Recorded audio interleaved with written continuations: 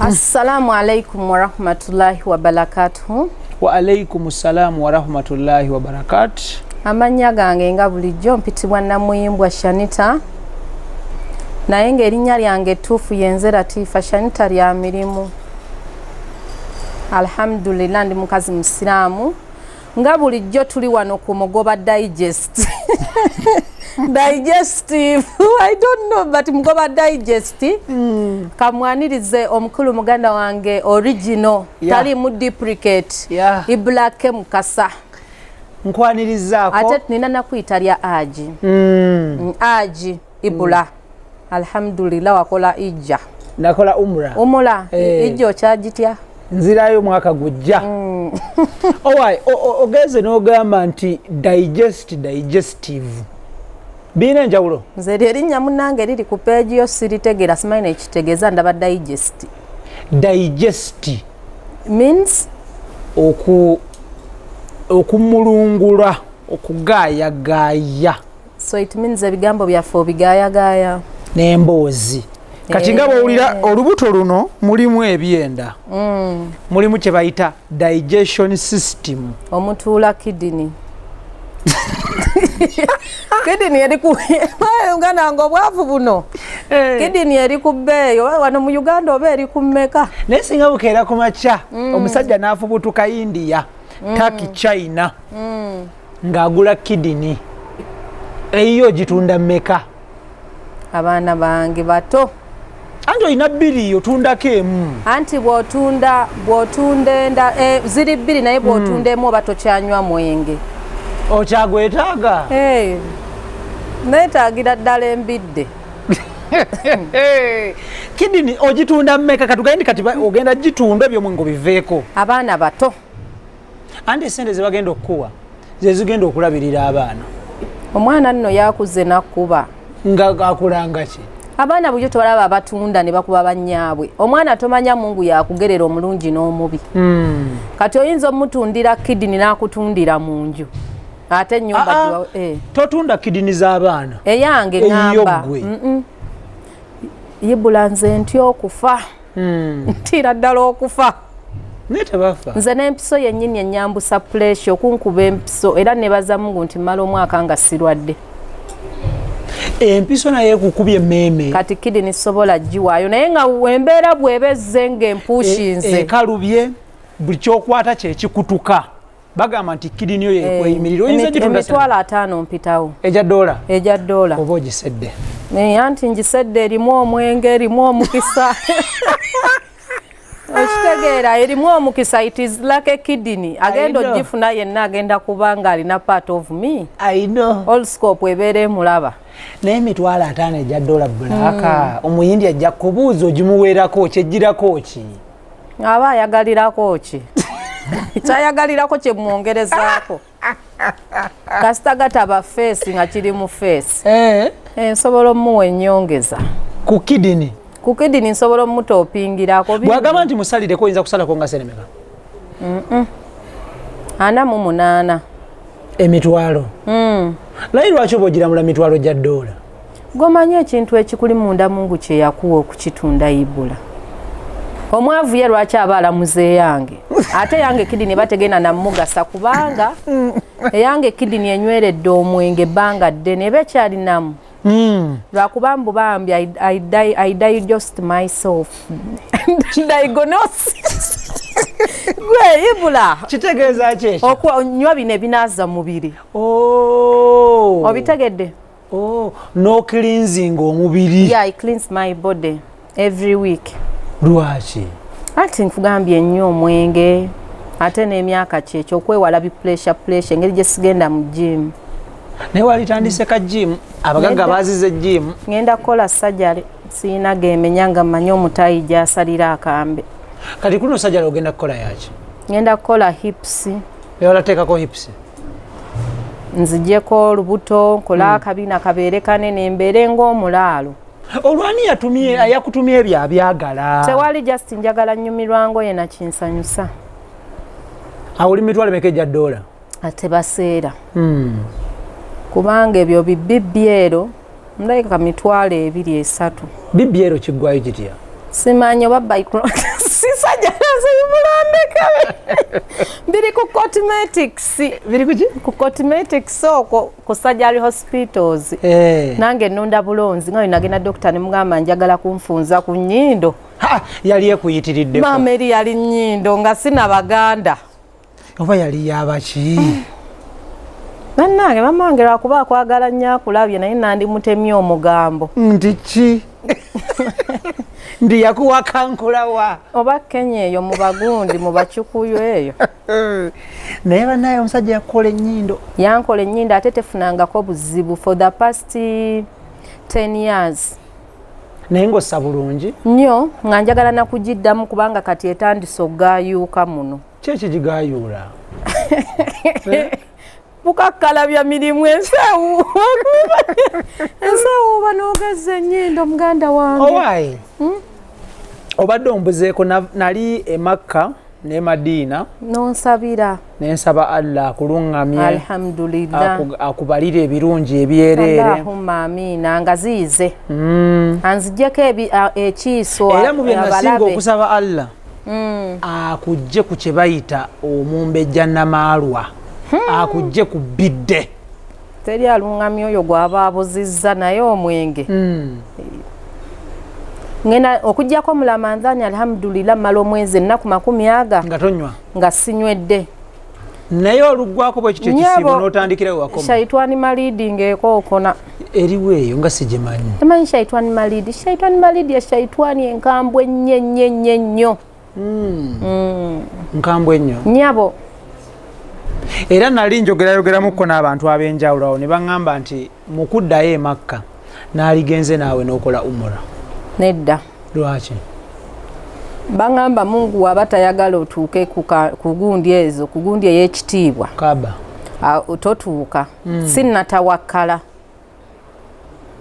naye kati ebikontana ne ebintu Allah by'atayagala osinga kukola biriwo ebyo just mwenge ebisigadde alhamdulillah mwenge naye simugatti kasi kyagenda mu nsaasi nazivaamu wafuna buzibu ki mu masabo balimba babbi akuwa eddagala n'akuwerekereza mukama wana basobodde kyekimalamu amaanyi n'omulogo naye was it a bad peer groups nalina myaka 18 wafuwa emmindi n'ogimala nnyabo bajajja ddungu jajja nakayima kyogamba ebintu ebyo tebyakola wadde n'olumu tebyakolawa ennaku era yayongeranga kunnuma era nga ndi street ate wenatawakkala embeera tondaba wennyirira andi kati Allah ajja kugamba olina omusajja temwawoowa onywa omwenge tetwawoowa ate ba aja abawasa 5 ne bagenda ne 8 ne bagenda ne kubo ne bagula ku bana andi abajja kubavunaana ku lwabwe naawe akuvunaane ku lulwo mulimu ati n'abalina era bebalina nga bayongerako aki naye ng'era sibawoowe olina aki mmeka gwe kati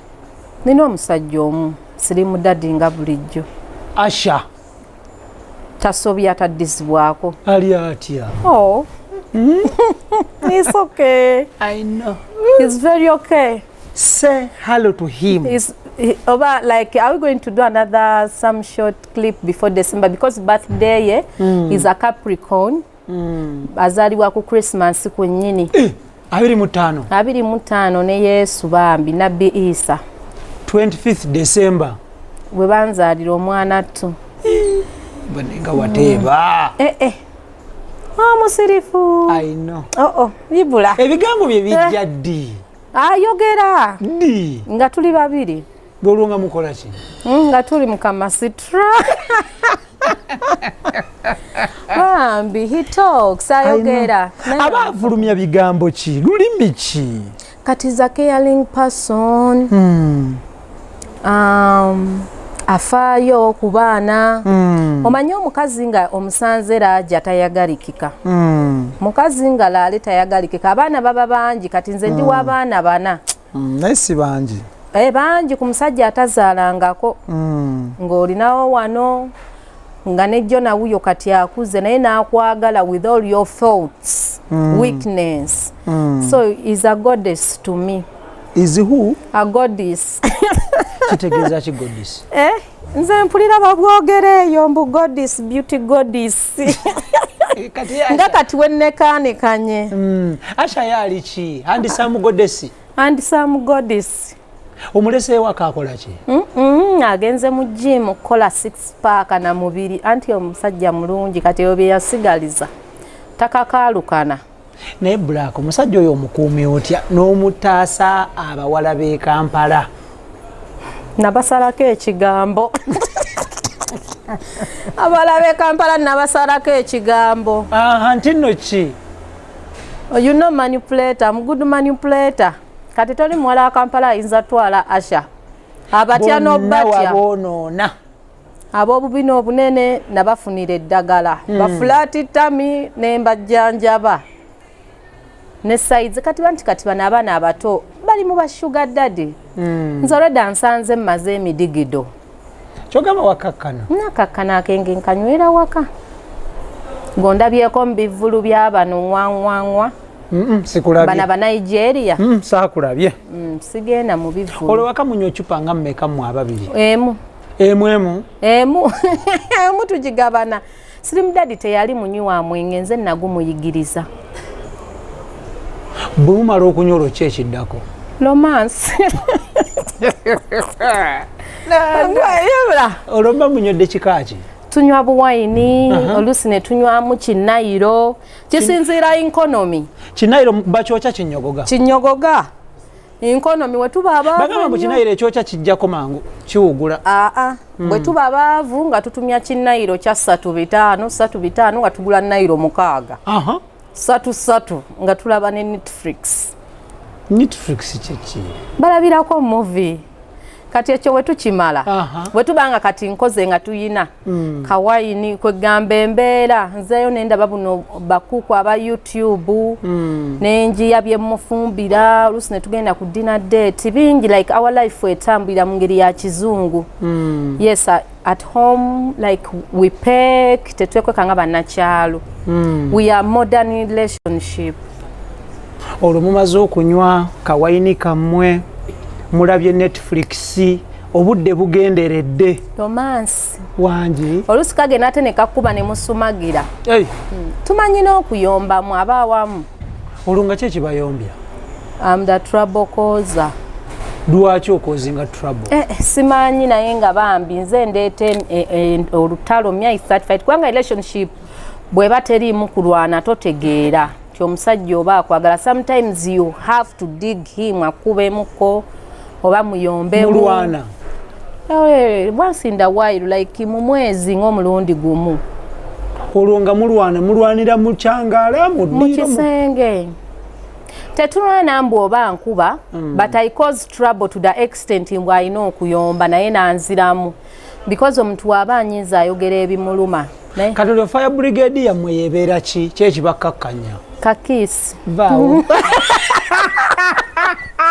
Kakisi naye nga olutalo ndukola. Manjagala ngambe munange nkwagala nnyo naye lwakuba olina omumwa. Nze nadetingako omu Nigeria yangamba you're very beautiful, I love you, but you have big mouth. Ng'ategeeza ki? Nina omumwa omunene, I cause trouble. Nze nsobola okukusojja mu nnyumba naye nkukaabya just na mumwa guno. So olw'okukuba kakisi bw'ati? Nga nkakana. Ng'olozzaako kiggwe bwe bakakubye? Nga nzizaako ebigenderako nga bw'oteekako nakati bugga nnyanya. Ebisigadde mu biraba nkeera? Tubiraba nkeera naye nga muntu mulamu baa. No. Slim Daddy is a cool, elegant man. Pozo omusajja anyume ennyo bamuyita batya elegant, arrogant yaba atya. Nze bimbuzaabuza. Andi olumu manyi okukwata kino n'enkiza eno n'enkwata kino n'enkiza eno n'engamba oba abeera arrogant ne oba abeera arrogant. Is handsome, tall, arrogant man. Bize mu Luganda. Nabisoma nno mu katabo ka 50 Shades nga Anastasia Wanagure kati nange arrogant osooka kinnyonnyola yamanya oluzungu ajja kunyiiga. Asha akusinga oluzungu?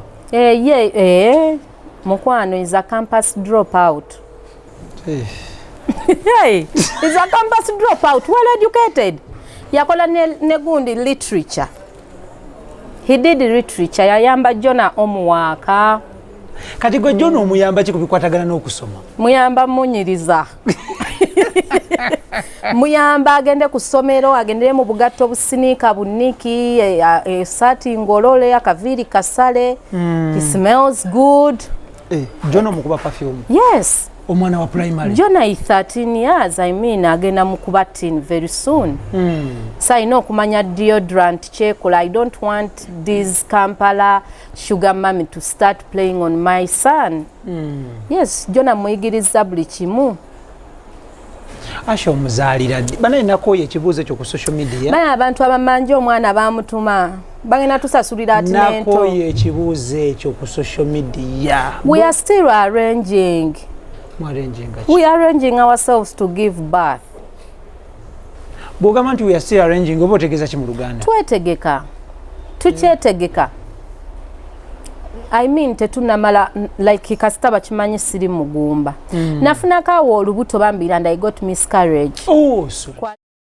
hospital sorry nasanga doctor so he was scanning me I was 2 months pregnant not squeezing a scan kali awo kascanninga kali kakulamu ng'omusajja awo simanyi oba yakola biki oba doctor yali ayagala nakunkwana munange ng'olubuto ntukwaka in full pain ne luvaamu bwe lutyo naye ne bampambu treatment yabwerera I wanted to sue them ne mbasonyiwa naye anytime in future I can sue them tebeeyibaala lindako olubuto lwabadde lwani ashe of course I don't nyanga in relationship kitegeeza ki okunyanganyanga sirina makoona oli straight olwabakadde wabaawo ku makadde akomawo n'agamba waaye tubiddemu repeat it nedda mu basajja abakadde bonna sirinaamu alina magezi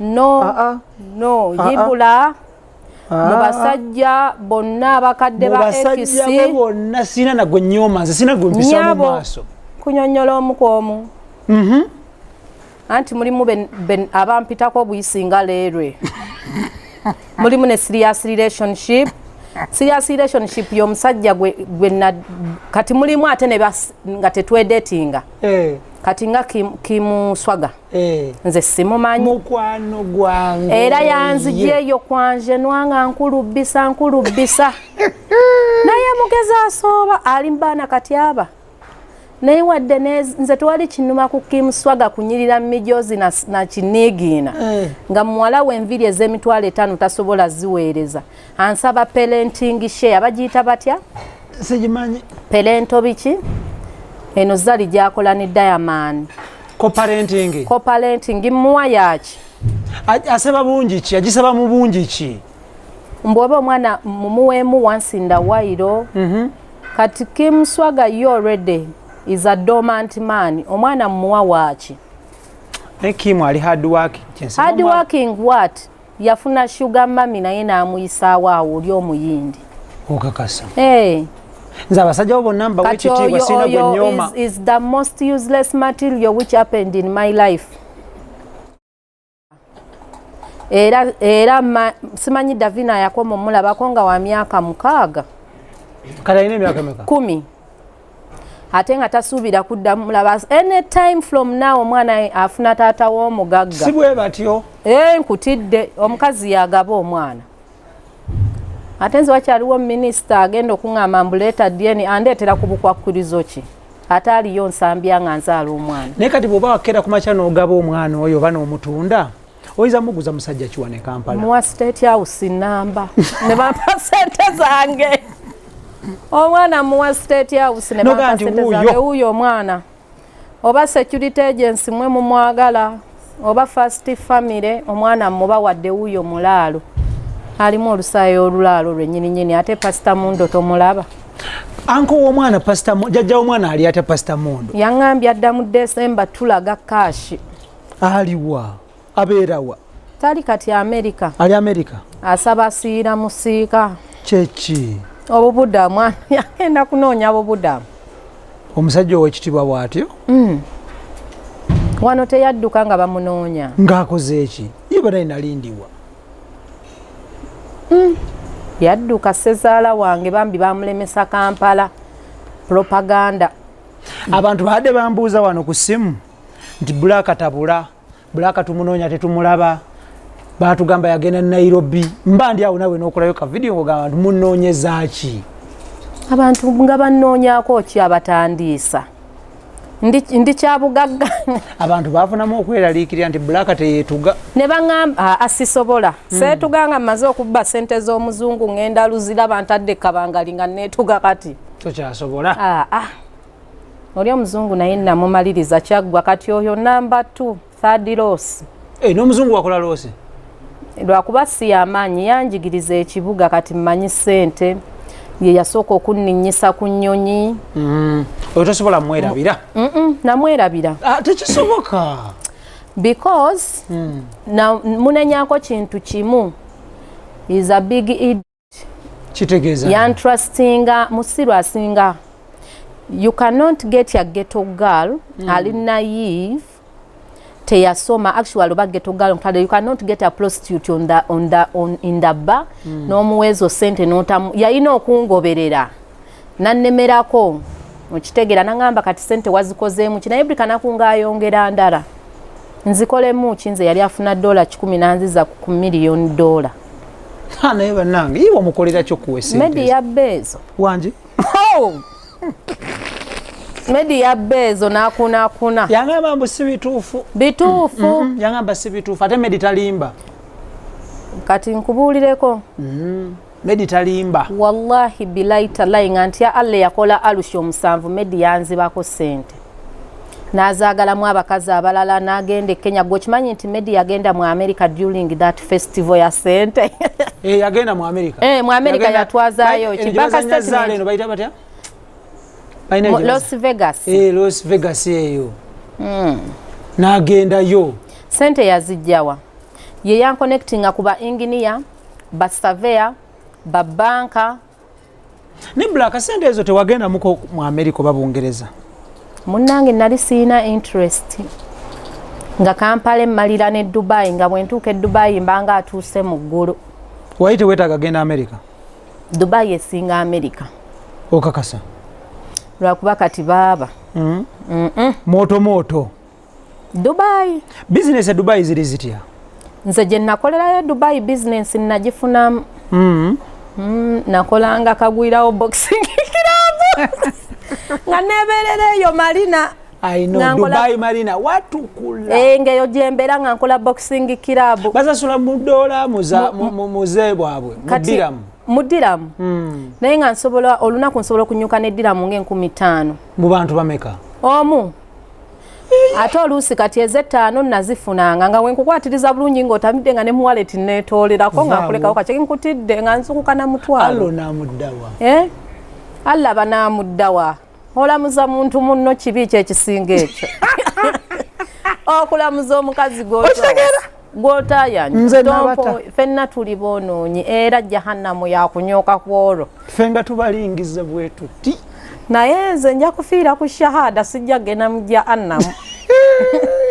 owai Dubai yakukolera abantu babadde Dubai abalemye abaana bangi bagenda Dubai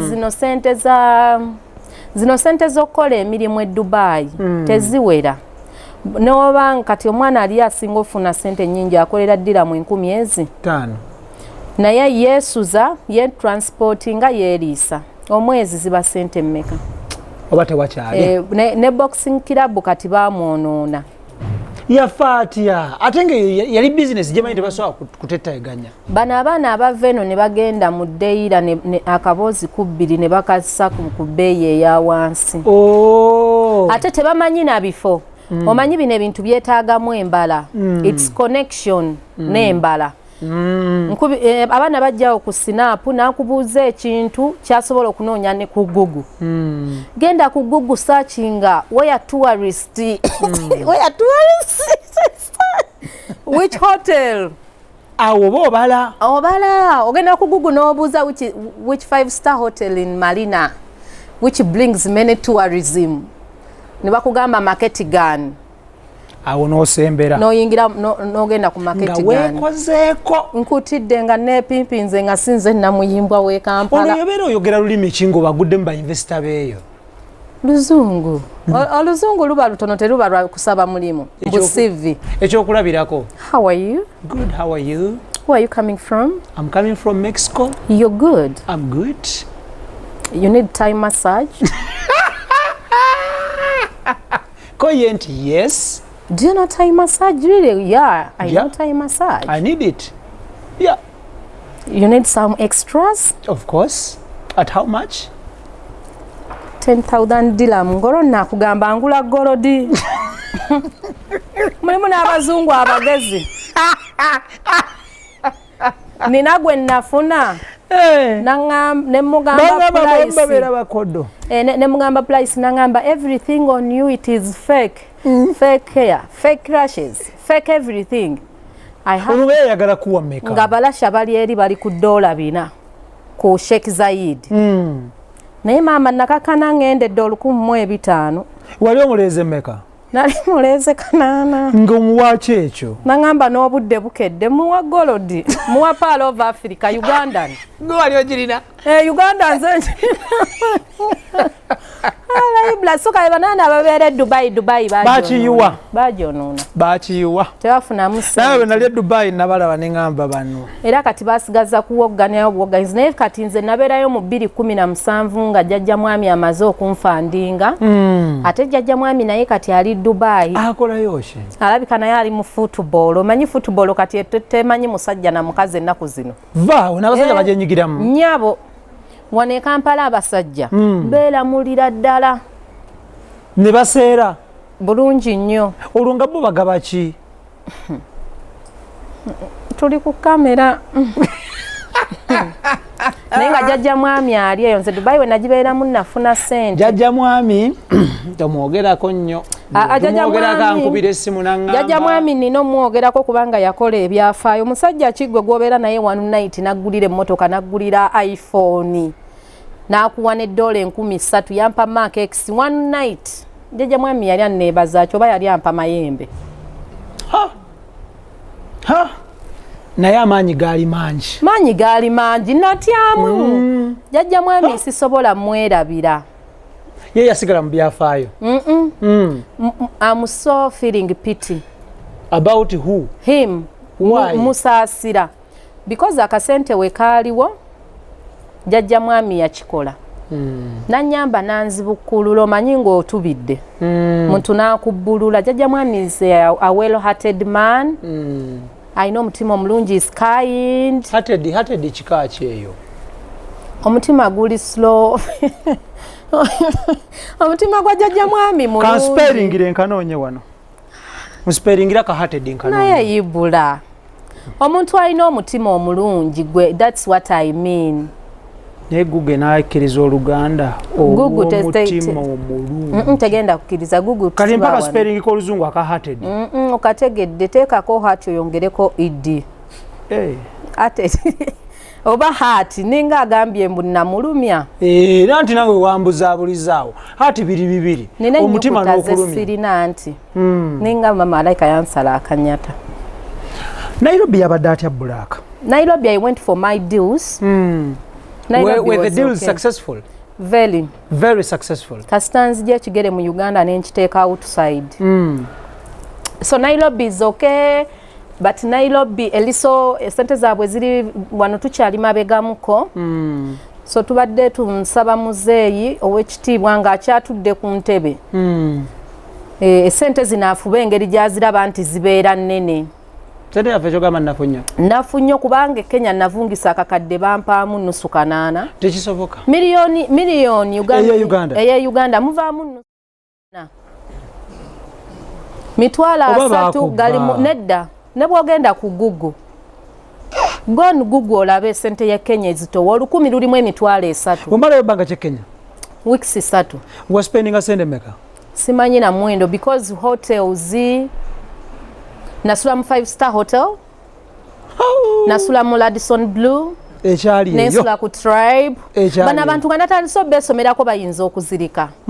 I was staying in Tribe Hotel, Google it, Radisson Blue for week 7 days. Olwonge ebyo byonna ani ateekamu essente? By investor. Dage. I have investors. Negwe. Ojimendi bamusiga nsimbi wakimala ekyaba investor kyo wakimala. I know how to search for them. naye abawano bannema. Lwaki abawano buzibu ki? Ate nga wano tulinawo abaana balina essente. Wano buli ayagala okunjagala agamba nti nja muteeka ku kamera. Naye ng'obona amuteekako? Bulungi nnyo atampeera ssente wanjagalira. Aba awedde ne mukazi we n'ekika kyonna ne jjajja ali emagomba abajja kitegeera. Tuli ku Extra Digest mugoba nsonga, tuli ne Maama Jona, Maama Jesse, Maama Majo, Maama Davina, Maama Jona. Abaana si beebo? Beebo ninayo n'abakojja bange alhamdulillah Mungu amuwa ebisinga obulungi yafa mu 2017 abaana nze mbalabirira bali babiri. Kitalo nnyo. Nsaba Mungu angaziyirize. Inshallah. So kati ewamu nina abaana 6. Ewaka abaana 6 n'abalala beyongerako so family y'abantu 11. Bangambe butabika wavayo waddawa. Eyo gye nava landlord gye yandeetako akamanyiiro nga mbadde musasulira mu $. Ate kati ebutabika navayo neeruzira navaayo. Kati mbeera kira. Wadde eri mubagagga kira bulindo nsasa eri. Kira mbeere muguni mu nnyumba gye nansobola osasulako mpola nagenda mu eno sasula mpola paka rogi malayo. Oli ku mortgage? Ndi ku mortgage. Eggwayo mu myaka emeka? Mwana gwe wonna weeneggwera sawa yonna nziba ssente. Wangamba ku simu todda mu byakuba ssente. Anytime I'm stealing money. From who? From investors. Anytime Luzira is knocking but njaleka ennyumba ngisasula. Kati Luzira tuyina shower waliyo TV nchati ayo. I know. Uganda wafali Luzira si papa. Kabeereyo. Naawe. Asooka abeere yakkakane. Ne gwe yabba kakkane omuliro gwe yabba mu Sudan. Ajja kuba yaddadde ewaabwe. Si papa abeere mukomera, abeere yakabanga akatono, obusungu bugwe kubana aba propaganda, obusungu bugwe kono gwe yatwalako ssente in case bw'aba teyazitwala ate alina balooya tebamanyi mateeka. Niwe ne black eriyo omusomesa atamanyi kusomesa. Omanyi mulimu law firm. No si buli mu kibi wane Kampala. Nsobola okera ku makya nenkuba ekicupuli nti ndi entrepreneur. Yakola kyoyo? Entrepreneur. Ndaba ko baserebu bebweru beyita ba entrepreneur. Naye baba bakola kyoyo? Sibe bagaba emirimu aba managing businesses company. I think yeah. Kati wenfuna ekyo kyapula kyange nengende Kenya ani amanye Kenya. Tewali.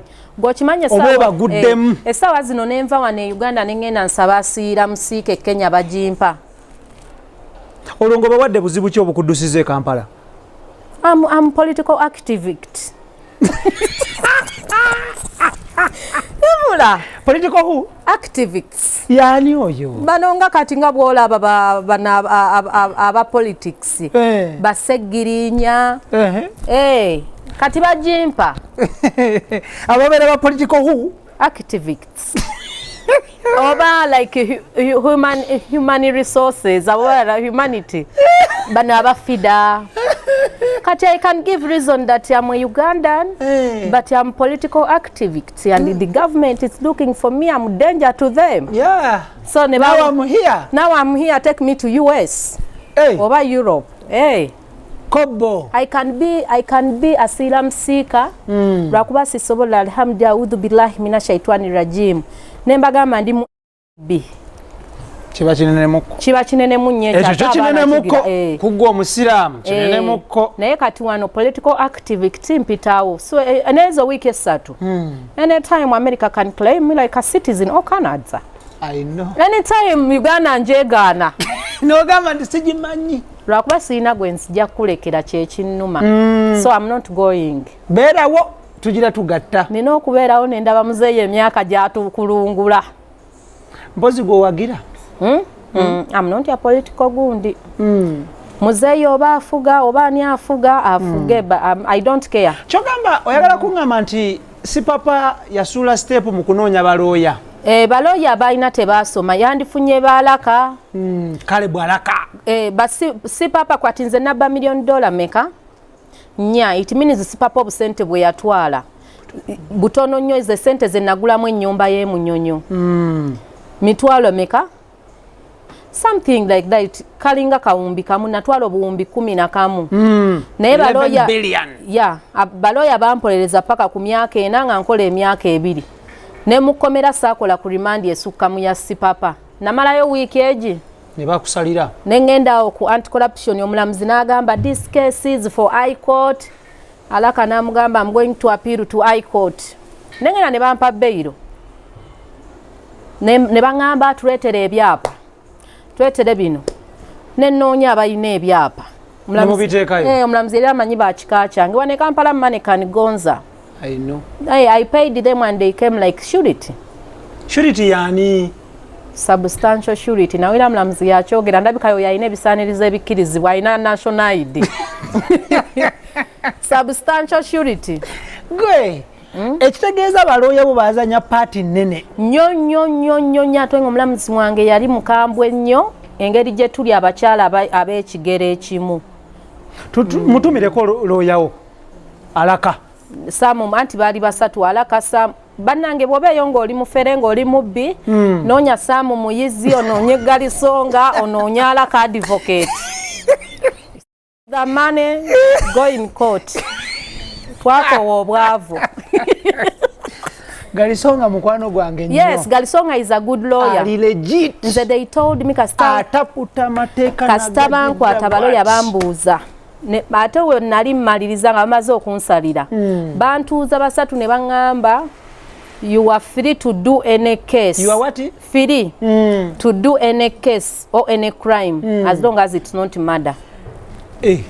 Kati okuva olwo kucha sente tonjawula ku sente kubanga nina ana mutambulira wamu bwe muti sente n'emisango ne black tuli tuti abo balongo era bw'ofunanga omuntu ansibako omusango nga teguliimu sente alimba nekasa gubeeramu essente mba nagukola nga mmeka sente nga mmeka it depends the position mwojjidde nze nkubaganya position ibula naye like kati nga obusente milioni 1 milioni 2 ezo nzikola normally nesente kasazi tsukka milioni 5 aga Uganda ndirwedde osula ku CPS week naye ng'ozitegudde naye nga nzitegudde so munoonye balooya abo balungi nnyo kati sipapa balooya bayina they are not educated bava mu senior 4 ne bagenda ku course they are senior 4 drop out because tosobola kusibisa muntu n'omulekayo mu kkomera for all this time sipapa omusango gwe tegunnafuna bukakafu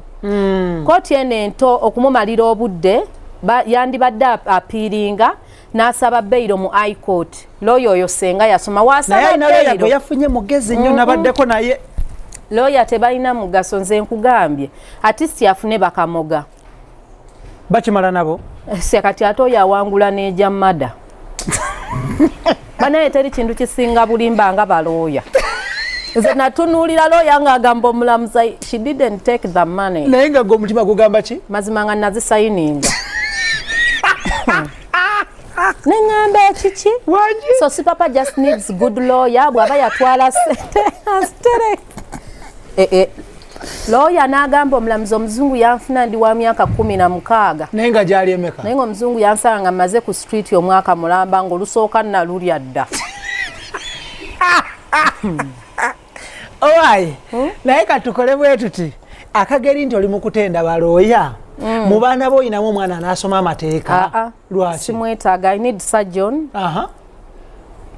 neetaaga surgeon neetaaga n'omwana alwanirira eddembe ly'abakyala neetaagamu omukazi naggwano neetaagamu omwana nga alwanirira eddembe ly'abakyala kati ye nga wetaaga surgeon oyo omu analwanirira eddembe ly'abakyala neetaaga ne lecturer kale kubanga kati taata omwana wange ono ava Massachusetts ekyo kisangibwawo mu America omwana ono Jesse gye muzaala waawa Massachusetts vaawo naawe bulijjo Jesse weeyo taata we mu America avaawo mwaka akabuga kati taata we is a lecturer ayina university number atasomeseza ayina nelikodi ne ku Google kwaliwo oteekamu erinnya lye dirabika McCarthy Philip McCarthy ajjirawo ye taata wa Jesse ye taata wa Jesse mpozi mu America bavaawa Massachusetts mukwano omwana gye tumutwala abo baba beddira nga ffe betweddira kati buddira mpindi aba America nabo beddira no they are even pagans most of the time abasinga tebakkiririza mu byaddiini like Daddy Jonah doesn't believe in religion. Akkiririza mu ki? Like he's a pagan. Tanyiga. Tanyiga. Tamanyi Luganda. Pagan ka Luganda. Pagan ate anategeera. I know obudde muzeyi tata wa Jonah is making 70. Agenda myaka 7. So tunoonya sajoni mu baana. Tunoonya mu lecturer. Tunoonya mu alwalira eddembe ly'abakyala. Ya gwe bayitaani human. Tugambe female activist. Neddo yabeera politician. Noonya alwanirira eddembe ly'abakyala.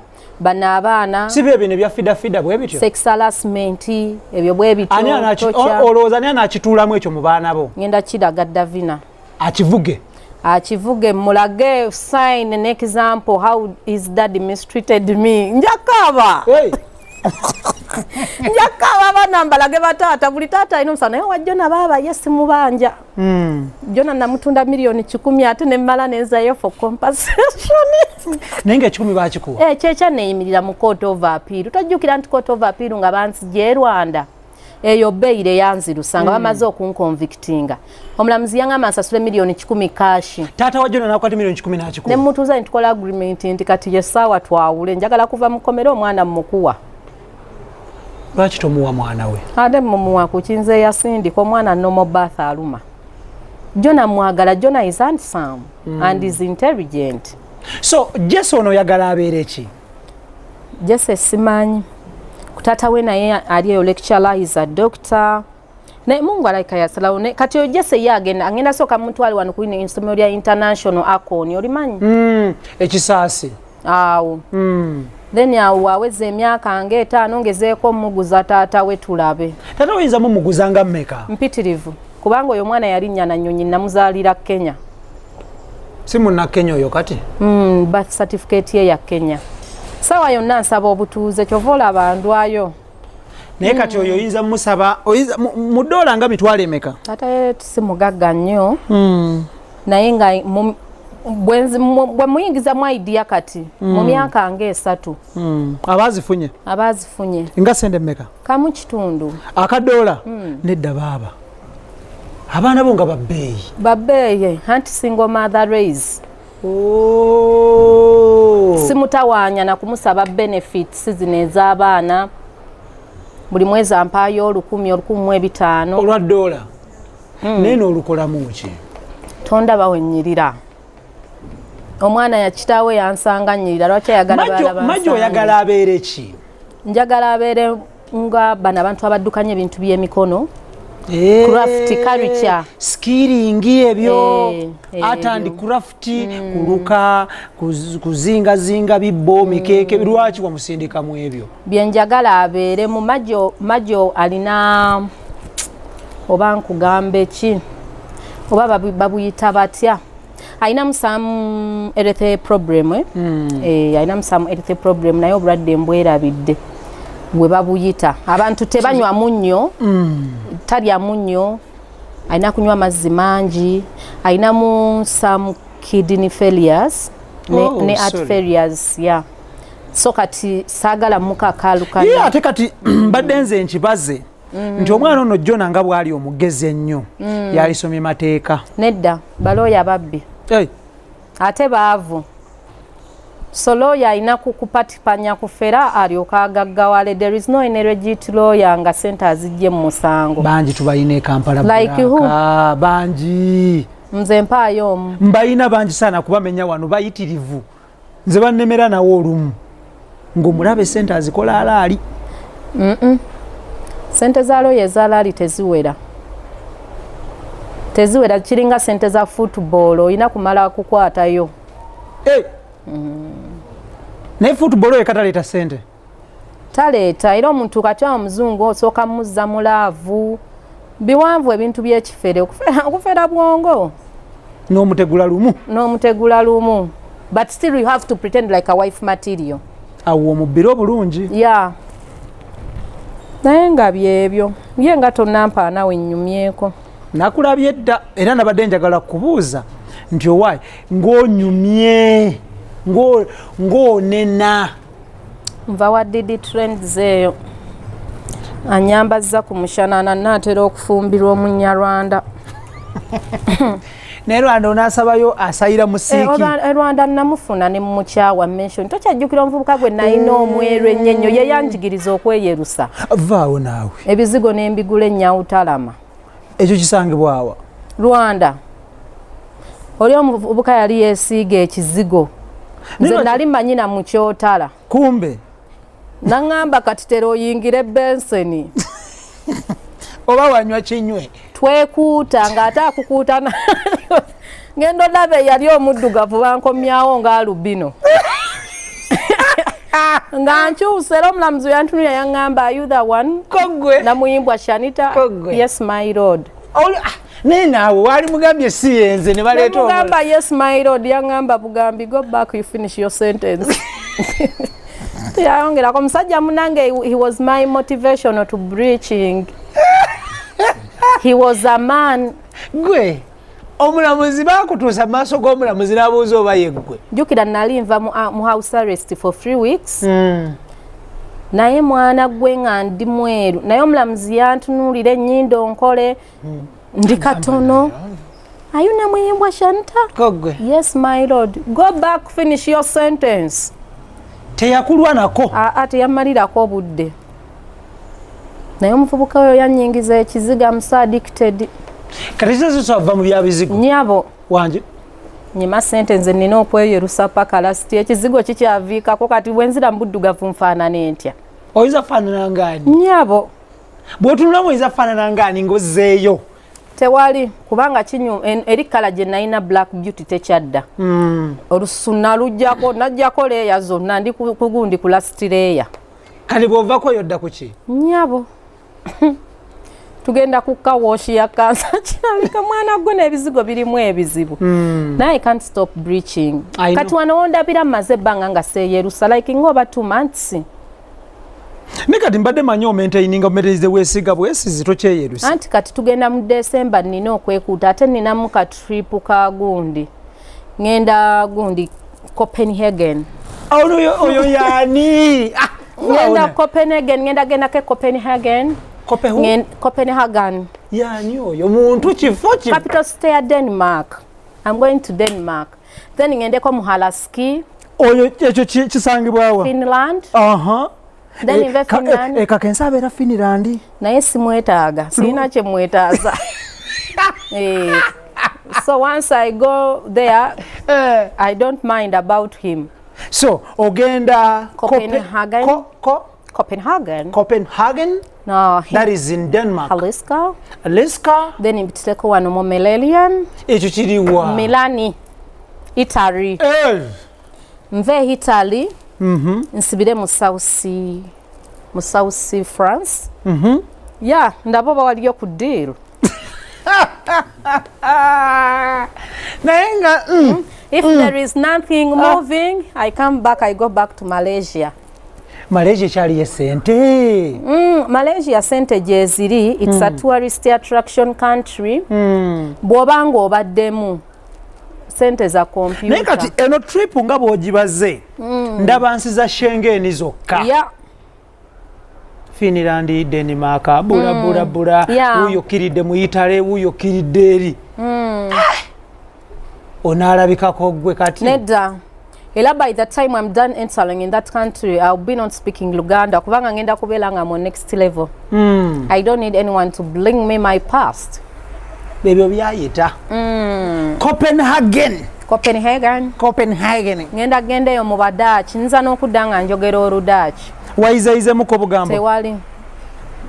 Era nsabira busabizi kubanga. Walifunye lessons z'Oludachi because yengeri yokka gy'osobola okutegula nga obudde bukyali. Naye yo basiba bakwatira ku airport. Kati ogenda kukola oti? Nja kufumbirwa. Nja sooka nfumbirwe. Olwo gwolese Uganda, Asha. Mugenda ne Asha? Omusajja ajja tuwasa babiri. Yenna omusajja. Yes. Omuzungu gwenziramu ofuna mpasa ne Asha. Atutwala aba mudya.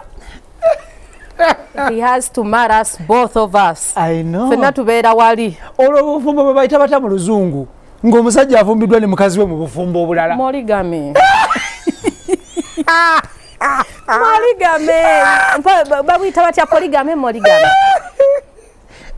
Nkugambye sireka sirimu daddy. Baba wasaba. Sugar daddy yenna gwenfuna, you marry me with him. Oyagala toyagala. Atachiyingira akireke. So nanga onembeera blessed with 2 husbands. Mbeera sina stress. Bala ku competition yakundabirira akuta ebigere wa massage ajukira kati ekizungu manfunye kikadde. I know. Myaka ngemeka. Njagala myaka okutandikira ku 6. Njagala omuzungu bamuzala kuva mu 963. Awo. 1963 awo. Yeah. Muyingire maligame. Tuyingire poligame bulungi nnyo. Ne Asha ajja kuba akola machine gani ngono ye financial assistant.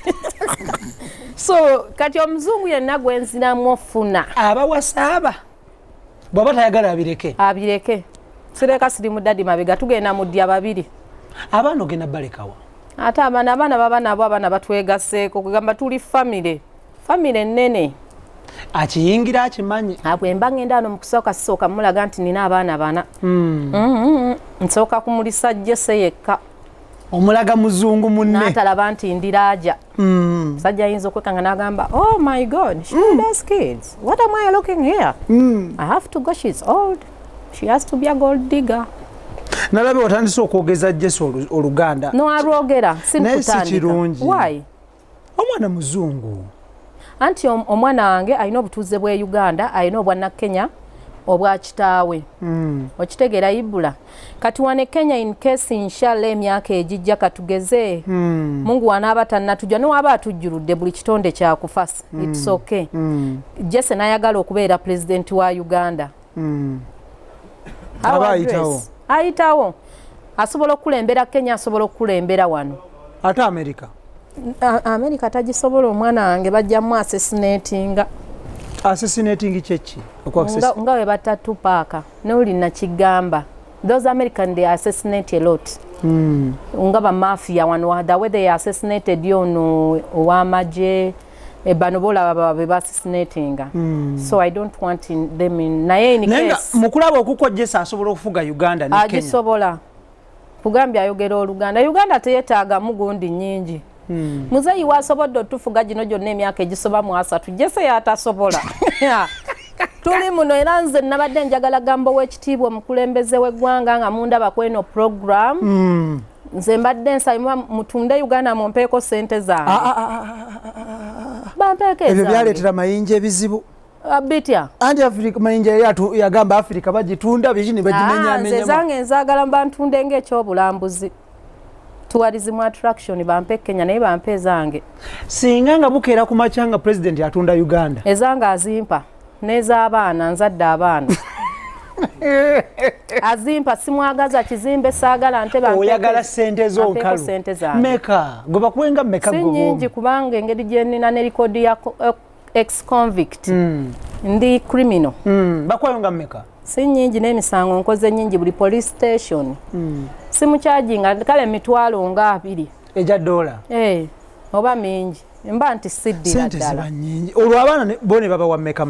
Abaana 5. Didi ne bamuwa meka. Eyandizayininze. Oyo musheshe. Wa bbeeyi yakulira ku mata. Ffe twakulira ku bukupa. Sawa 3 jajjanga akagera.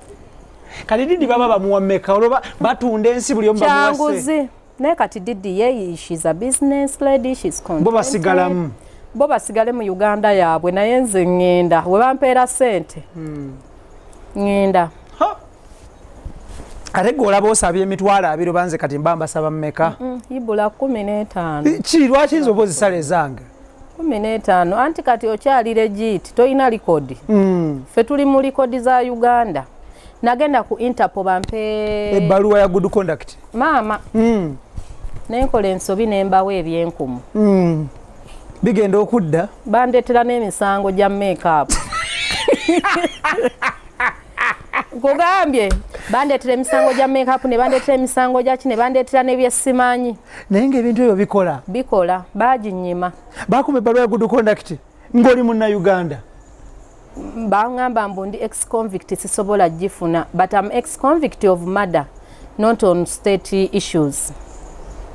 Kati kambuuze ng'olw'okuyingizaamu looyawo n'abawaabira sirina budde nze mbasuubinga ekyo kituufu bansiba neeruzira akafaananyi gyekali kulya ssente za bwereere. Okay, tugenda kubanga kati ninyo katufune akwambaziza tetusobola kuva wano kansooke nfune mwenna abali eyo nga munta bano ku Mugoba Digest Mugoba Nsonga azitatanya yaman ng'otulaba wano mbadde nkusaba ogende ku Android phone Android zino ezitali za iPhone o download Android kisoko kibangambire Android mwabali kweze simu mwemulizi samusanga mulina endala zonna genda mu App Store wayo o downloading webs eyamba okumanaginga business zammwe n'okulaba engeri gyezi business expenses so mu downloading apps kiri WABZ gidownloading ebisingako bisange ku Snapchat Uganda namuyimbwa Bad Black Uganda Snapchat ndi omu Queen yasigala kabala bonna twabaloga ne bafa ne TikTok kwendirwa kuba saagala byakwereega naye nga downloading webs tusobole okuba nga tumanaginga business owaye nga guntana twegatako didi shoya binimani wabiwulirawo nze nagiranga kidwaki abantu tebajja bulungi nze nagiranga bambi I was paid a lot of money but what happened around 1,000 plus dollars yes yansasula miliyoni nga 4 kati lwaki abantu tebajja waliyo emikolo gy'abalokole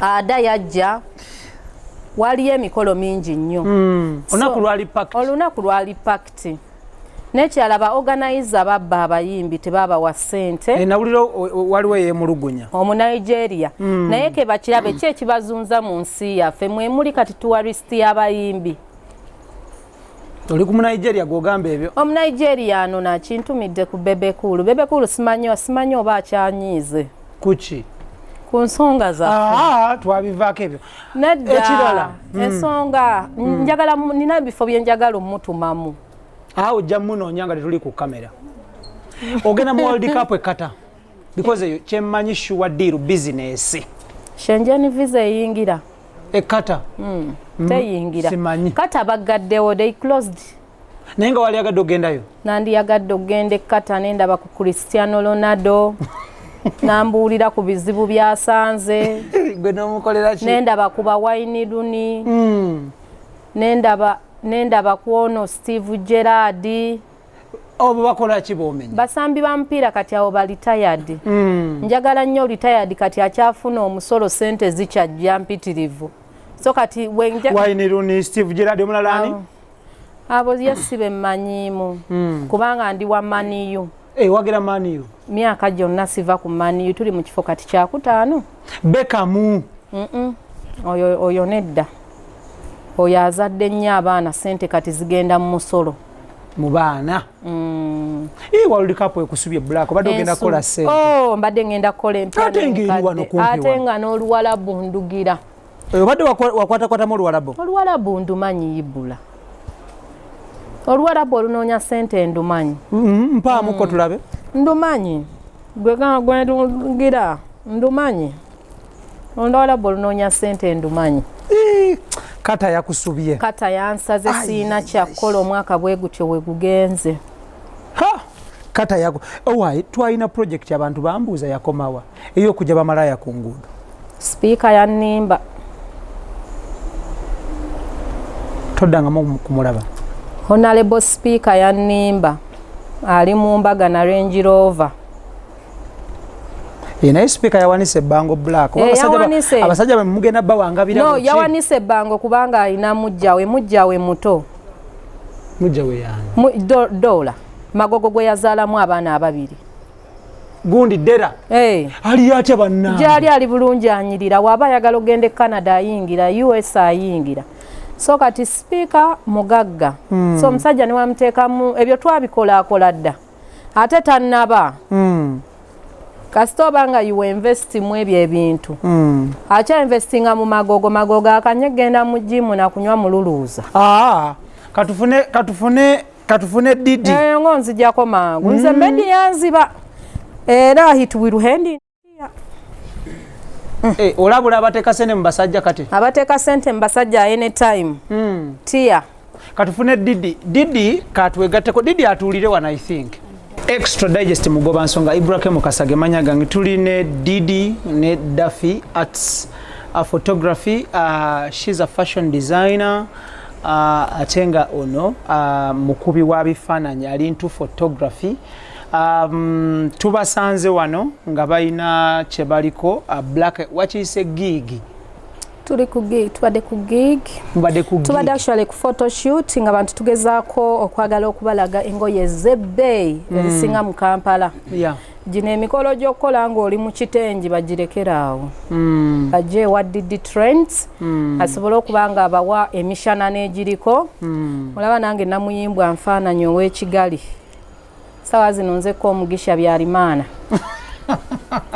nanyiridde dda gomasi ejjinja eriva mu nsi ziri ezasalawo kale era nga we bandaba so Didi alina ebintu ebirungi ennyo naddala when it starts on mikolo abagole nga tonna bagenda kuloga musajja kuwasa sooka ofune ekyokwambala tutandikiraawo so yona nnyonnyola ebisingako naye nga nze nanyumye edda okay Didi tukwanirizaako ku show nsaba obuuze ku balungi abatulaba abalungi mwenna abatulaba babuuzaako nje baleko gye mutuusaako engalo naye nsanyusa okubeera wano n'abalungi alina buddimpo obulabye alabika alina kamera shy so ono omukyala gwe tuli naye gwe bayita Didi okuva mu Didi Trend Bridal, that is Equatorial Mall, level 3, shop number 374. Okay. Twambaza abagole Gomez, ezabagole nungi, unique classic attires.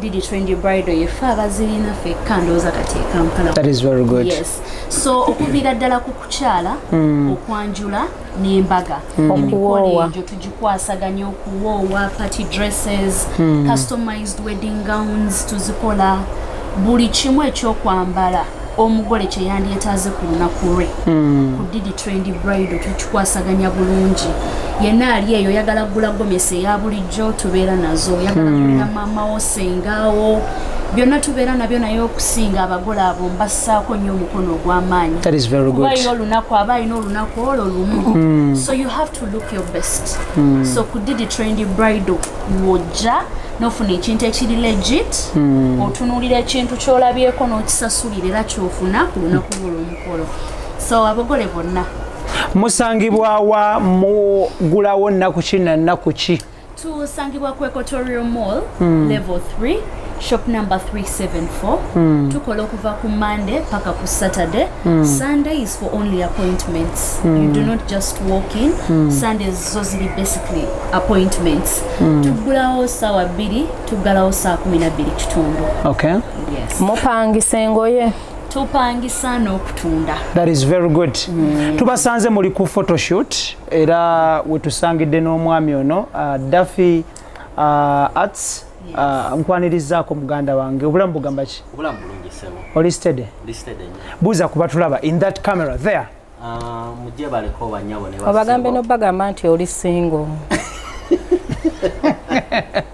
ekyasinga onyiza obutakyongerako why lwaki toli nina omukyala kati nno omukyala omwagala abalala amwegaana mu kamera naye nze nonneegaana tosula mu nju awe bikoma wetukoma so Daffy arts photography yes tukuba ebifaanane ebyemikolo kuva ku kwanjula kukyala mbaga kuhinjira photoshoots zi birthday buli kimu tukikuba yes era omuntu sangidde wano tubadde tugezaako kuba bifaanane bya mukolo tukubye gomesi ne tukuba omushanana twagala tulaga abantu ekyenjawulo nti kiki kyeweetaga ku mukolo gwo nga bwe tuyingira festive season tugenda mu Christmas tugenda mu festive season olabe engoye zino engeri gye zivaayo olabe ku makeup olabe ku bintu ebyenjawulo n'obulungi bumatalinga noba nga toli mulungi nyera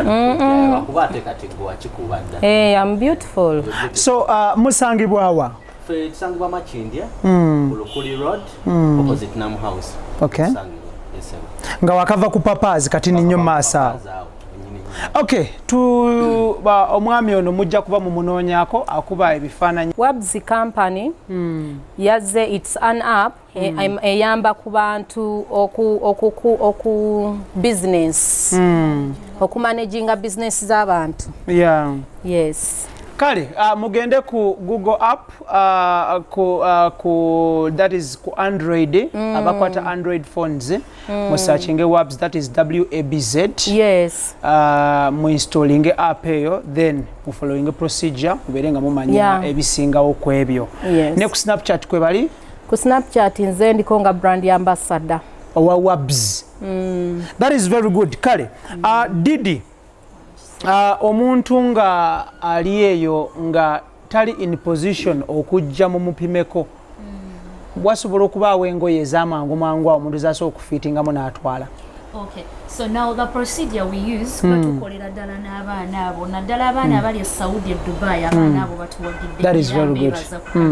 So it's just a matter of sending me their picture. Mpereza ekifaananyi kyo, I can estimate your size. Engoye zino eza traditional attire zino teziri so complicated estimating a size y'omuntu omukolera ekintu. So you either send me your bust size or you send me a picture of you ng'oyimiridde kiba kimala okukolera olugoye ne wooba toliiwo oba wooli kuba bampeereza orders ne tukola deliveries gye baagala zituuke. So anything is very possible. Okay. Yes. Kale abasebo ne banyabo bano twabasanze balina kye bakola ne Bad Black that is nga bali mu bifaananyi Black nga bwa fittinga mu engoye here and there era nga this time round Black yakoze n'aba Didi Trend Bridals bakoze nabo olunaku olwaleero. Tujja kufuna maaso tujja kulagayoko scene ya Gomez omukyala yeddira empindi bw'atya akabbiro kiyindiro nabadde nno njagala nagigezaako girya ndaba oba kituufu ndi wa mpindi bwetambutula siba waabwe. Otuuseewa n'enteekateeka eyo tekyalabika tezirabika z'empindi naye nja zikufunira mu mityana eyo ne mu kiyinde naye nzitya ow'ekizigo ekyerusa. Waliwo akubirewo ekizigo. Halo naguze ekizigo kyange mbadde nga skin si ya mulembe these days nina okwongera ogikyamula empulire. Abadde kati alina okukola delivery. Twagala kwebaza aba Didi Trendy Bridals ku social media antu babafuna batya enamba y'essimu. Abagala okufunako ebyokwambala ebirungi kuva ku Didi Trendy Bridal osobola otusanga ku social media platforms zaffe. Kwe tuli ku Instagram as Didi Trendy Bridal. Kwe tuli ku Facebook as Didi Trendy Bridal. Kwe tuli ku TikTok as well as Didi Trendy Bridal.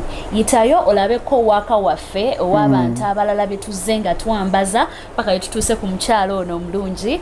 You will see a couple of our work. A number ya fe yesimu.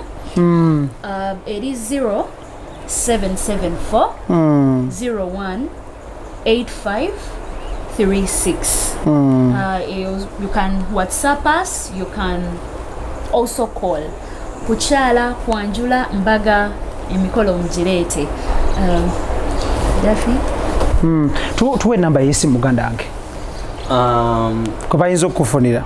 Abayina emikolo bonna egy'okwanjula kukyala mbaga n'ekirala mbadde nerabidde okubagamba tukola emikolo newe guba gwawala oba kisolo oba kufulumamu mu ggwanga tufulumamu netukola egyo emikolo. So mba mwagala otutuukirira oyita ku namba ya WhatsApp oba osobola otukubira directly ku 0753 36 67 95 kanjide mu Luganda eri noti 753 36 7 95 oba tutuuseeko. Thank you so much. Tutambudde n'aba Daffy Arts Photography, that is Muganda Gaddafi. Netutambula ne aba Didi Trendy Bridals okuva wali ku Equatorial Mall ojjo kubanga obasanga jangu bakukolere ataya etuukanye n'omulembe oba n'omutindo gw'ensi yonna. Of course olunaku lw'omukolo luba lukulu nnyo, ayina birthday, ayina bridal shower, ayina baby shower, ayina okuhingira, kukyala, kwanjula, kuwoowa, name it all. Aba Didi Trend Bridals bajja kubanga bakwasaganyiza ekintu ekyo inshallah, nga bw'olaba omuzana wa Kabaka ow'empindi namuyimbwa byebe basebo ne banyabo. Naye nga tetunnavaawo wano, njagala kutegeeza nti aba ASA 5-star cleaning services bano bayonja carpets, bayonja pavers, bayonja amategula, bayonja tiles, bekwata buli kimu kitambule bulungi. Babayise ba ASA 5-star cleaning services. Ate nga Roast Coffee Academy ku Alwada Mall, Airport Road, UAE mu Abu Dhabi, batendeka ba baristas abatukanye n'omutindo gw'ensi yonna. Ne Kampala wane najja nakumbi ku Stella baguddewo etabi, jangu bakutendeka obere barista, jangu bakutendeka okole crepes, sandwich oba burgers. Ate ngabo aba Gandhi Hardware Store entinda balese ebizimbiso bitukanye n'omutindo gw'ensi yonna, basangibwa ku Red Complex omwaliro ground floor, ate nga bali mu room number A19 okulirana Kampala Independent Hospital. Bekwate tojja kubanga wejjusa at the end of the day. HG Beauty Smile Parlor basangibwa ntinda okulirana banywanyi baffe aba Middle East, bakugamba jangu bakukoleko buli kimu kitambule bulungi. Tugenda kubanga tusukawo olunaku olwaleero luno, njagala kwebaza ggwe atambula naffe. At the end of the day weebale nnyo, weebalire ddala. Nkujjukiza akatalekeka Sun Cargo Shipping Company ku Arua Park basaabaze mali from China to Kampala. Bekwate buli kimu kitambule bulungi, babayise ba Sun Cargo Shipping Company. Nsigadde IBRAH Mukasa, njagala kwebaza Mama Jesse neyanziza gwe w'ebizigo otuuse wa taata. Ayagala kunzibira kizigo banaye mwebale okubanga mwekuumira ku mukutu guno mugoba nsonga nga bwe tuggweredde tuli mu kizigo kyerusa. Okay, kale tetugenda kubanga tusukawo. Njagala kwebaza aba Daffy Arts Photography abakubye ebifaananyi bya black, mujja kuba mubiraba ku social media handles ez'enjawulo. Njja kwebaza aba Didi Trendy Brides abambaza bad black olunaku lwaleero, ate nga bambaza abagole, bambaza abaami n'abakyala abamanyikiddwa n'abatamanyikiddwa, batutumufu n'abantu ba bulijjo. You are all welcome. N'abaana abato n'aba wabs ono gwe tuli naye ye brand ambassador waabwe wa wabs eyo ngenda giba kuba maaso nawe wennyini nga nkutwaliddemu inshallah. Mubeere bulungi, mweraba ba darling.